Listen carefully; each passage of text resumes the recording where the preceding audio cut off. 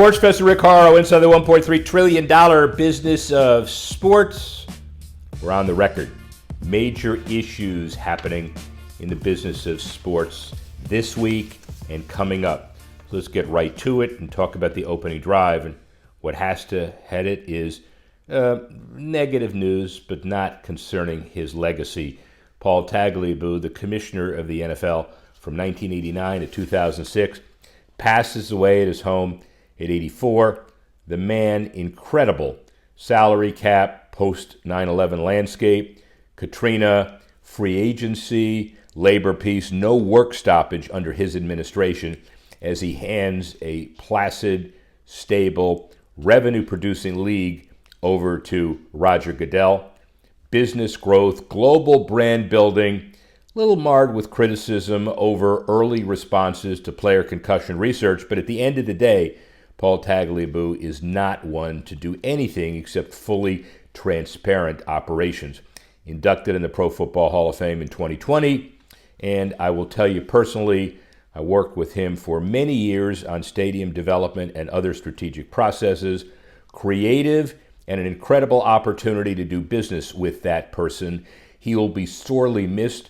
I've never seen a commissioner with the flexibility and acumen and intellectual operations with a maelstrom of competing priorities other than who I hope would consider me, I certainly him, a good friend. Contributor to the Sports Business Handbook, but so much more. Rest in peace, Paul Tagliabue. That's number one. Number two, ESPN ends the betting deal with Penn and partners exclusively going with DraftKings. By the way, 10-year betting partnership, $1.5 billion. You don't walk away from that lightly. But they said they were underperforming, and they, quote, want to integrate their betting experience aligned with the broader direct-to-consumer strategy, including recalibrating partnerships. Well, yeah, this is a major recalibration. And at the end of the day, what's going to happen is that the whole gambling issue with the ESPN app becomes even more integrated. Watch for all of that to happen, and a restructuring and a rebranding at this time. And why? Well, clearly the underperforming. But how about number three and other issues? And that may give you a rise to something that's under the surface. MLB pitchers Luis Ortiz and Emmanuel Clase indicted on multiple federal charges, including, obviously, the legal terms for calling intentionally balls and strikes that will cause $400,000 to change hands from one set of bettors to another.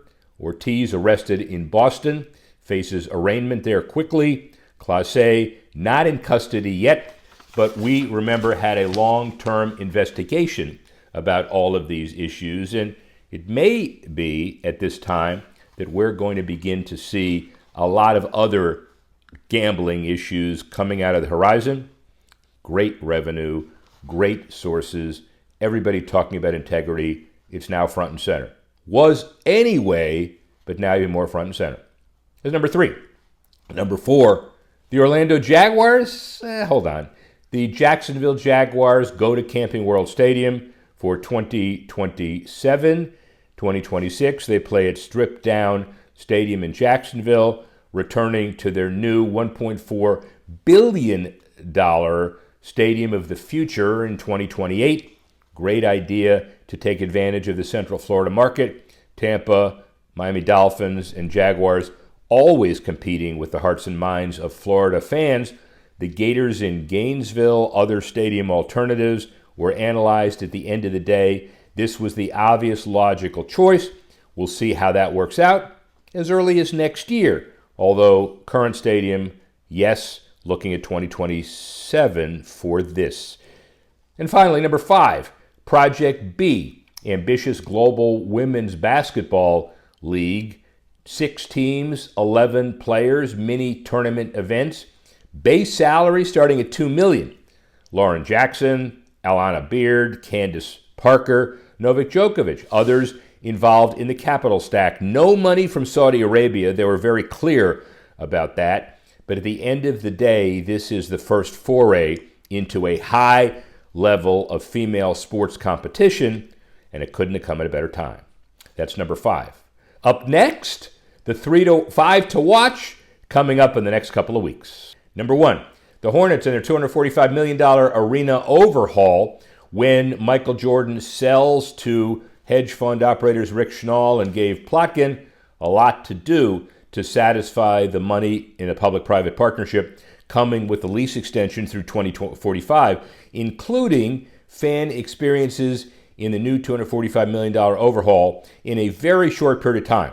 Well, they've done it, 2 off seasons closing the building, and at the end of the day, the Hornets better play well on the court because now they have a $245 million capital expansion campaign along with it.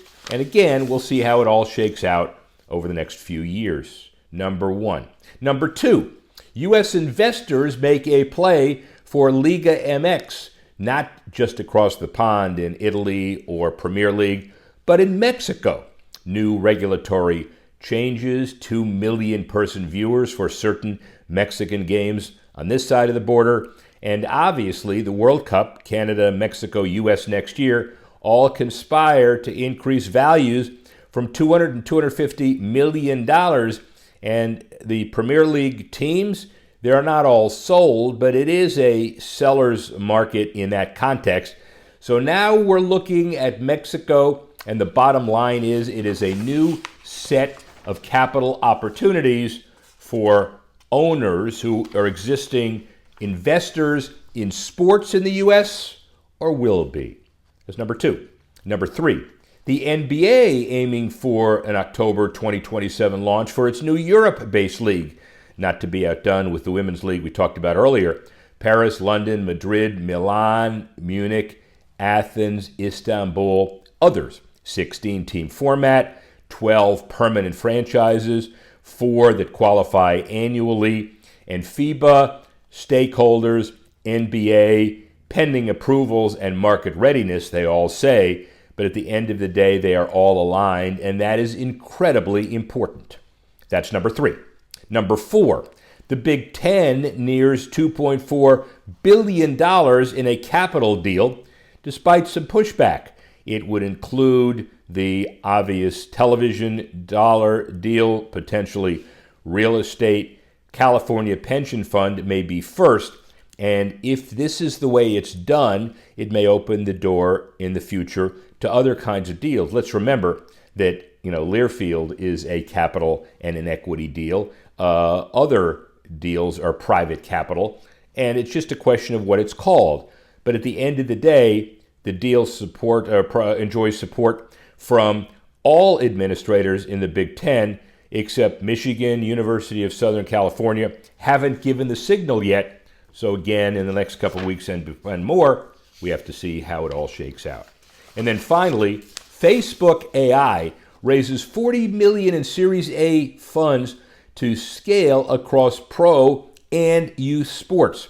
Sports tech company Fastbreak AI secured the $40 million Series A funding brand.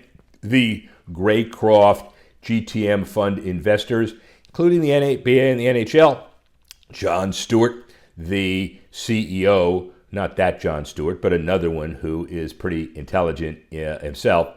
$55 billion youth sports market tapped into this.